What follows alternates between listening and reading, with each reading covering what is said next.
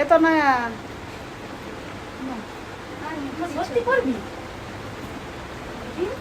হ্যাঁ, এখন এসছি ছন্দদের ঘর, আমি আর তনয়া। হ্যাঁ বন্ধুরা, তোমরা তো দেখতেই পেলে যে আমি আর তনয়া এখন আমার বান্ধবী ছন্দাদের বাড়ি চলে এসেছি, কারণ ওর বেশ কিছুদিন আগে ঠাকুমা মারা গেছে।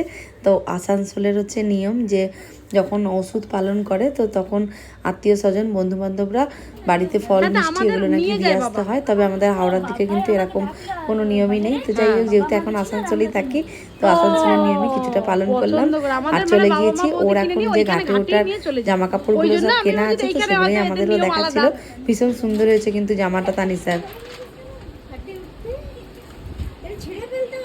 হ্যাঁ, পরে ছিঁড়ে ফেলতে হয় আমাদেরও, পরে ছিঁড়ে ফেলতে আমাদের, আলমারিতে তুলতে নেই। শাড়িটা ভালো লাগছে, শাড়িটা ভালো লাগছে। কোথেকে নিলি? নিয়ে আমার কত পড়েছে? 1048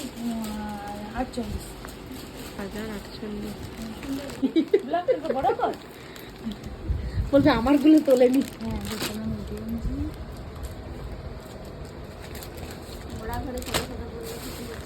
গেঞ্জি জাঙ্গিয়ারটা তুলে নি, নাহলে বলবে গেঞ্জি জাঙ্গিয়ার কি দেয়নি মা। ব্লাউজটা যে 265 টাকা। হ্যাঁ, এখন এগুলো এরকম নেই। আমার একটা স্লিপার মনে, হ্যাঁ আমরাও তো নিলাম। আমাদেরটা কত নিল?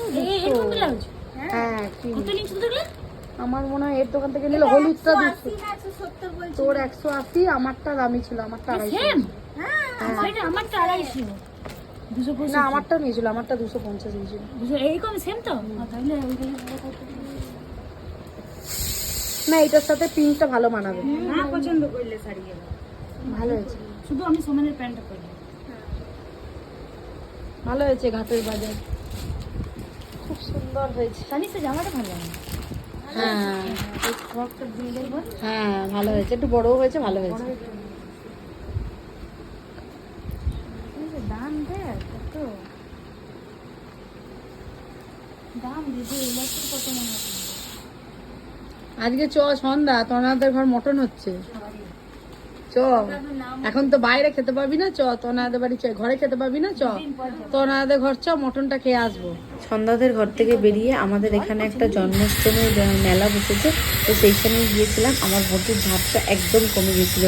আর বেশ 3-4 দিন আগে মাংস কেটেছিলাম, তো সেই জন্য দেখছি বটির একদম ধার নেই, আর কেমন যেন সবজিও কাটতে পারছিলাম না। তো সেজন্য আমি একবারে আমার এই কাজটাও করে নিলাম, বটিটা একটু ধার দিয়ে নিচ্ছি। তো এরপরে যাব বাড়ি। এখন প্রায় বাজে 12টা, 12:30 মতো বাজে। তো এখন গিয়ে আমি রান্না চাপাবো, বাকি সব কাজই মোটামুটিভাবে করে এসেছি। তো আজকে এখানেই শেষ করলাম। সকলে ভালো থাকবে, সুস্থ থাকবে, আবার দেখা হবে পরবর্তী আরেকটি ব্লগে।